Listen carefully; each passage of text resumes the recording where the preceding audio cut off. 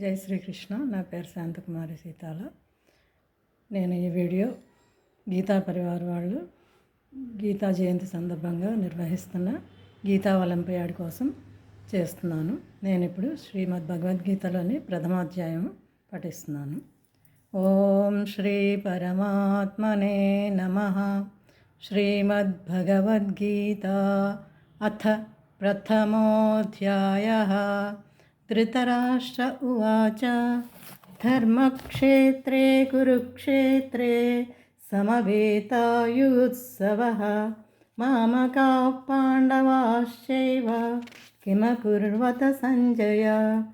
సంజయ ఉవాచ దృష్ట్వా తు పాండవానేకం వ్యూఢం దుర్యోధనస్తదా ఆచార్యముపసంగమ్య రాజా వచనమబ్రవీత్. పశ్యేతాం పాండుపుత్రాణాం ఆచార్యమహతీం చ మూం వ్యూఢాం ద్రౌపదపుత్రేణ తవ శిష్యేణ ధీమతా. అత్ర శూరా మహేశ్వాసా భీమార్జునసమాయుధి యుయుధానో విరాటశ్చ ద్రుపదశ్చ మహారథः. दृष्टकेतुश्चेहितानः काशीराज्यस्य वीर्यवान् पुरजित्कुन्तिभोज्यश्च शैब्यश्च नरपुङ्गवः युधामन्युष्य विक्रान्त उत्तमौजास्य वीर्यवान् सौभद्रो द्रौपदेयाश्च सर्व एव महारथाः. अस्माकं तु विशिष्टाये तान्निबोधद्विजोत्तम नायका मम सैन्यस्य संज्ञार्थं तान् ब्रवीमि ते. भवान् भीष्मश्च कर्णश्च कृपश्च समितिञ्जयः अश्वत्थामा विकर्णश्च सौमदत्तिस्तथैव च अन्ये च बहवः शूरा मदर्थे त्यक्तजीविताः नानाशस्त्रप्रहरणाः सर्वे युद्धविशारदाः. अपर्याप्तं तदस्माकं बलं भीष्माभिरक्षितं पर्याप्तं त्विदमेतेषां बलं भीमाभिरक्षितम्.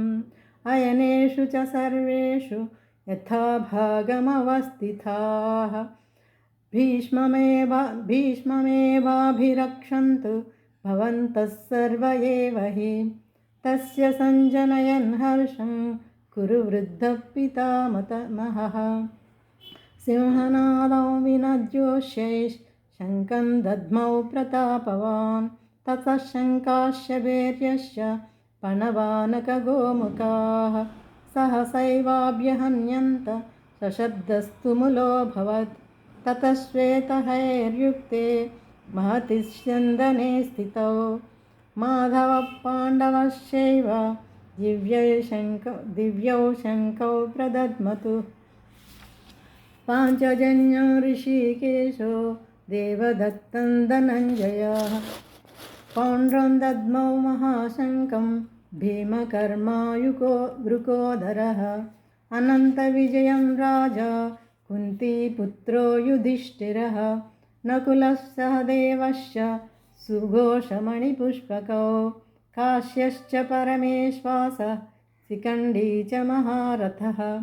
दृष्टद्युम्नो विराटश्च सात्यकिश्च पराजितः द्रुपदो द्रौपदेयाश्च सर्वस्य पृथिवीपते. सौभद्रश्च महाबाहो शङ्खान् दद्मुः पृथक् पृथक् सुघोषो धार्तराष्ट्राणां हृदयानि व्यधारयत्.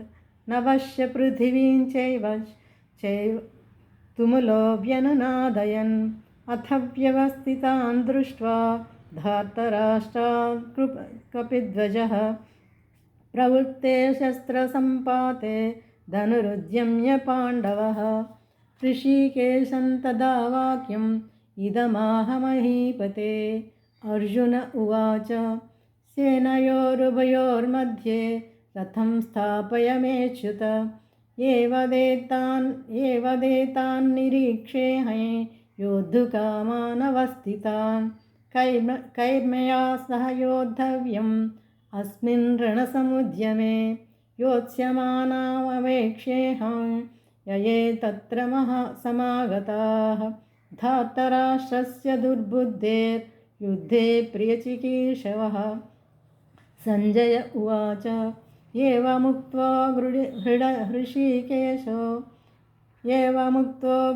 हृषीकेशो गुडाकेशन भारत सेनयोरुभयोर्मध्ये स्थापयित्वा रथोत्तमं भीष्मद्रोणप्रमुखतः सर्वेषां च महीक्षिताम् उवाच पार्थ पश्येतान् समवेतान् कुरूनिति तत्रापश्यत्स्थितान् पार्थ पितॄनदपितामहान् आचार्यान् मातुलान् भ्रातॄन् पुत्रान् पौत्रान् सखींस्तथा श्वशुरान् सुहृदश्चैव सेनयोरुभयोरपि तान् समीक्ष्य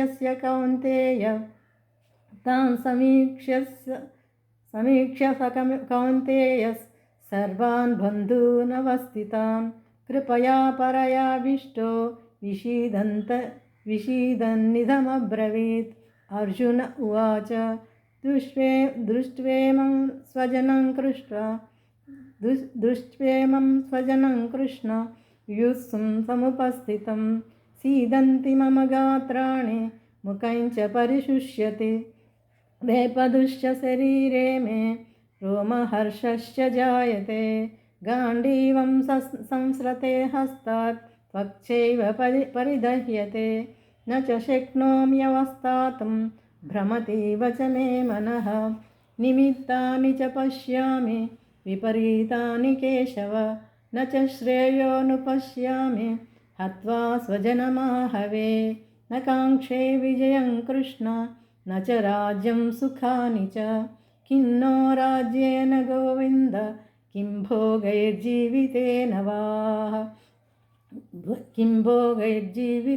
वा येषामर्धे काङ्क्षितन्नो राज्यं भोगाः सुखानि च तैमेव स्थिता युद्धे प्राणां त्यक्त्वा धनानि च आचार्यपितरः पुत्रा तथैव च पितामहाः मातुला श्वशुरा पौत्रा श्यालाः सम्बन्धिनस्तथा एतान्न हन्तुमिच्छामि ज्ञतोऽपि मधुसूदन अपि त्रैलोक्यराज्यस्य हेतोः किन्नु महीकृते निहत्य धार्तराष्ट्रान्नात् का प्रीतिः स्या जनार्दन पापमेवाश्रयेदस्मान् हत्वैतानाततायिनः तस्मान्नार्हं वयं हन्तुं धार्तराष्ट्रान् स्वबान्धवान् स्वजनं हि कथं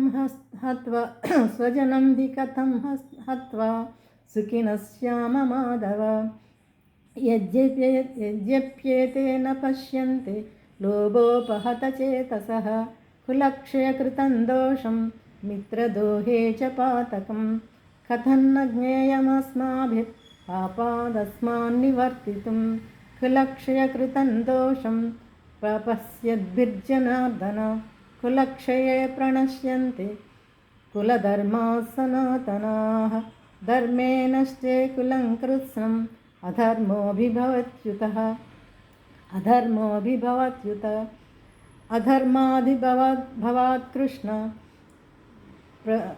अधर्मादिभवात् कृष्ण प्रदुष्यन्ति कुलस्त्रियः स्त्रीषु दुष्टासु वार्ष्णेय जायते वर्णसङ्करः सङ्करो नरकायैव कुलज्ञानां कुलस्य च पतन्ति पितरो ह्येषां लुप्तपिण्डोदकक्रियाः दोषैरेतैः कुलज्ञानां वर्णसङ्करकारकैः